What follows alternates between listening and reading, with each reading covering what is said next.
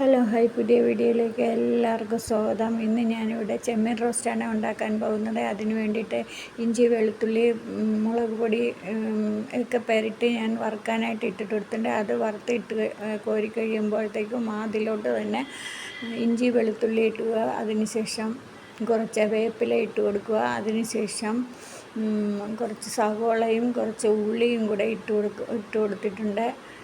ഇനി നമുക്ക് കുറച്ച് പച്ചമുളകും കൂടെ ഇട്ടിട്ടുണ്ട്. അതിനുശേഷം ഒരു തക്കാളി ഇട്ട് കൊടുത്തിട്ടുണ്ട്. ഒരു വലിയ തക്കാളിയായിരുന്നു. പിന്നെ മഞ്ഞൾപ്പൊടി, മുളക് പൊടി, മസാലപ്പൊടി ഇട്ട് കുറച്ച് വെള്ളവും കൂടെ ഒഴിച്ച് നന്നായിട്ട് തിളച്ച് വരുമ്പോഴത്തേക്കും ആ വറുത്ത ചെമ്മീനും കൂടെ ഇട്ട് കൊടുക്കുക. അപ്പോൾ ഇനി നമ്മൾ ഒന്ന് പറ്റിച്ചെടുക്കുക. ഉടമ്പുളി ഇട്ടിട്ട് കൊടുത്തിട്ടുണ്ട്.